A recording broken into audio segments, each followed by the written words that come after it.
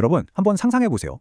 AI가 사람처럼 보고, 듣고, 말하는 걸 동시에, 그것도 어느 하나 어설픈 것 없이 완벽하게 해내는 모습을요. 지금까지 이건 거의 불가능한 영역으로 여겨졌습니다. 하지만 오늘 우리가 깊이 파고들 Q&3 옴니는 바로 그 타협 없는 AI라는 담대한 목표에 도전장을 내민 모델입니다. 바로 이 질문이 수년간 멀티모달 AI 개발자들의 발목을 잡아온 아주 근본적인 딜레마였습니다. 마치 우리가 새로운 외국어를 배우는 데 집중하다 보면 잠시 모국어가 어색해지는 것처럼 AI도 한 가지 능력을 훈련시키면 다른 능력이 떨어지는 문제가 계속 발생했거든요. 자, 본격적으로 논문을 파헤치기 전에 오늘 이야기의 핵심 개념부터 확실히 잡고 가죠. 바로 모달리티 트레이드오프입니다.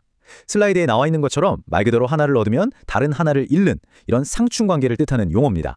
이 논문은 바로 이 문제를 정면으로 돌파하려는 시도라고 보시면 됩니다. 그래서 오늘 우리가 이 기실 보고서를 어떤 순서로 분석해 볼 거냐면요. 먼저 이 고질적인 모달리티 트레이드오프 문제가 뭔지 좀 더 자세히 알아보고 Q&3 옴니가 제시한 기발한 아키텍처를 살펴볼 겁니다. 그리고 나서 실제 성능이 어떤지, 정말로 성능 저하가 없었는지 그 증거를 확인하고 마지막으로 연구의 한계점과 앞으로의 방향까지 짚어보겠습니다. 좋습니다. 첫 번째 파트입니다. 이 연구를 정말 흥미롭게 만드는 핵심적인 갈등, 멀티모달 AI 세계의 빌런이라고 할 수 있는 이 문제 상황을 좀 더 깊이 들여다보겠습니다. 그러니까 기존 모델들이 처한 상황이 어땠냐면요. 정말 딜레마였습니다. 음성인식 능력을 키우려고 오디오 데이터를 학습시키면 이상하게 원래 잘하던 텍스트 추로 능력이 떨어지는 거예요. 게다가 실시간으로 대화하기엔 반응 속도가 너무 느렸죠. 이런 것들이 바로 진짜 쓸만한 AI 비서를 만드는데 아주 큰 장벽이었습니다. 그렇다면 Q&3 옴니는 이 단단한 벽을 어떻게 넘어섰을까요? 여기서 이 논문의 가장 빛나는 아이디어, 바로 영웅을 툴킷이라고 할 수 있는 독특한 아키텍처가 등장합니다. 핵심은 바로 분업입니다. 아주 직관적이죠? 생각하는 뇌 역할을 하는 띵커와 말하는 입 역할을 하는 터커의 역할을 완벽하게 나눈 겁니다.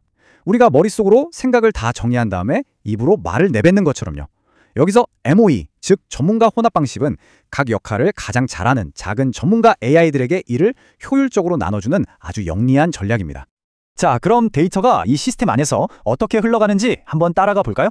먼저 1단계, 아주 강력한 인코더들이 눈과 귀가 되어서 이미지나 음성을 인식합니다. 그러면 2단계에서 거대한 탱커가 이걸 받아서 깊이 생각하고 텍스트로 된 응답을 만들어내죠.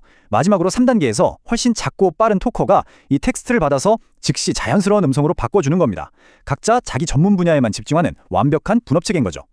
이게 이전 버전이랑 비교하면 얼마나 구조적으로 진화했는지 한눈에 보여주는 그림인데요. 왼쪽의 이전 모델은 말하자면 하나의 큰 뇌가 모든 걸 다 처리하려고 애쓰는 구조였다면 오른쪽의 Q&3 옴니는 각 분야 최고의 전문가들로 구성된 드림팀을 꾸린 것과 같습니다. 훨씬 효율적이고 강력하겠죠? 자, 이론은 아주 그럴듯합니다. 이제 가장 궁금한 부분이죠. 그래서 성능은? 이 멋진 설계가 실제로 얼마나 잘 작동하는지 이제 냉정한 숫자로 확인해 보겠습니다. 여기 보시는 표가 바로 음성인식 성능, 그러니까 얼마나 잘 알아듣는지에 대한 성적표인데요. 여기서 중요한 건 숫자가 낮을수록 좋다는 겁니다. 오류율이니까요.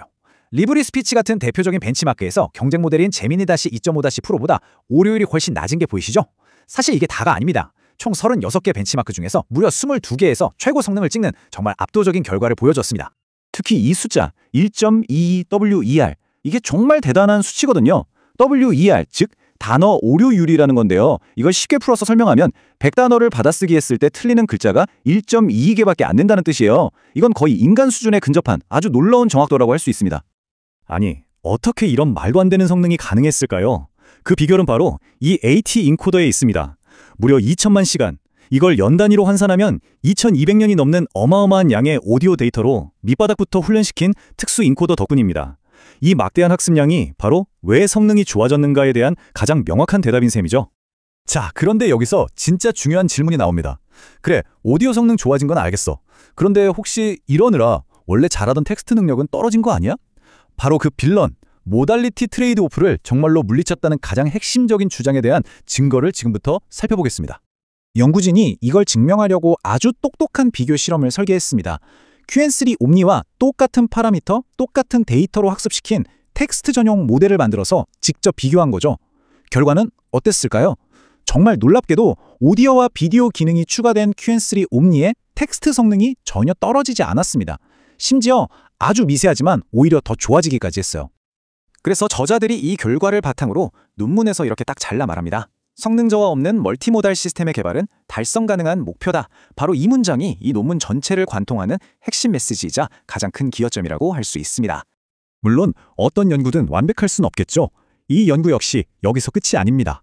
저자들이 스스로 인정한 한계점들을 짚어보면서 앞으로 어떤 연구가 더 필요할지 함께 고민해보는 것도 굉장히 중요합니다.